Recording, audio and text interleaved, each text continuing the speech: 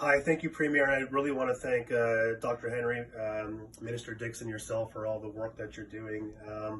Two-part question, and it's kind of been touched upon. I'll ask the one first is with Ramadan approaching, one of the things that's really key for Muslims is the breaking of the fast and being able to share a meal and be able to provide meals to people as well. And clearly that can't happen the way that it has in the past. And we also have moved to an online format in terms of being able to provide sermons and provide information to our congregations. But one of the things that we would do would be to provide meals to those that need it. And clearly I think now there are families that are struggling, not just in our community, but in other communities as well. And provided that we adhere to social distancing and all the safety precautions, is that something that we could still do, perhaps in a limited capacity, but something that we could still do? And second question is around communication. And, I think with the work that Dr. Henry and Minister Dix is doing around those daily briefings, it's definitely become must-watch TV for all of us. And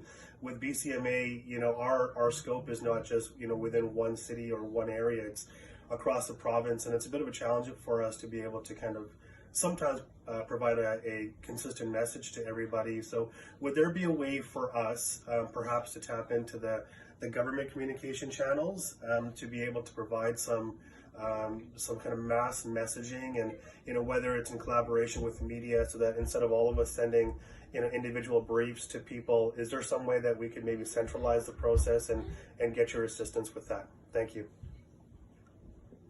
Yeah, that's certainly, Raza, it's a good idea, and then that gives, we have just in the questioning that we've had in this brief period so far, we've had Christians, the Jewish community, Sikhs, as well as Muslims, and I know there are some Buddhists on the line, and there will be others. I think that we can talk to the media. They carry the message.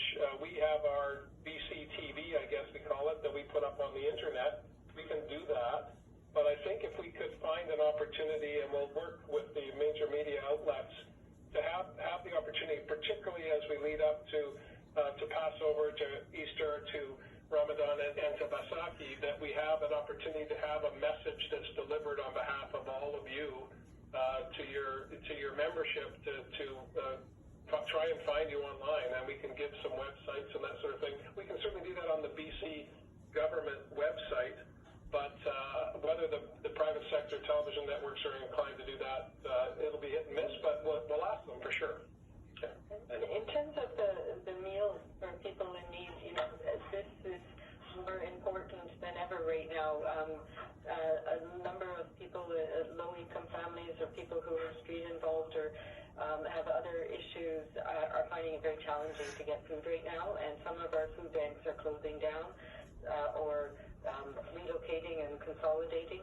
So yes, I do think it is incredibly important to find ways to support people in our society who need it, in soup kitchens or for meals for people in need. We just need to think about how do we do it in a different way. So it may not be everybody coming into the building, for example.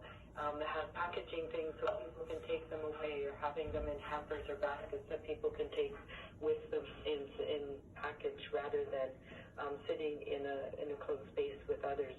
And if we are having people, and again, it makes me very nervous right now, because we know that many of the lower income families and people who are living on the street who have other chronic health issues are more at risk of having serious illness if they contract this. So we want to make sure we have, at the very least, spacing available.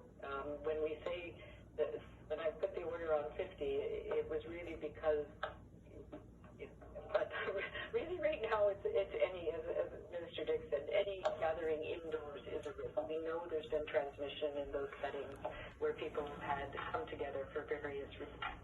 So making sure that there is distance, that there's hand hygiene, that people are able to either have barriers between them or sit far enough apart are really important things. But looking at ways that we can support families by dropping off food to them, or dropping off food to our shelters, dropping off food to some of the soup kitchens and food banks would be things that I would look to.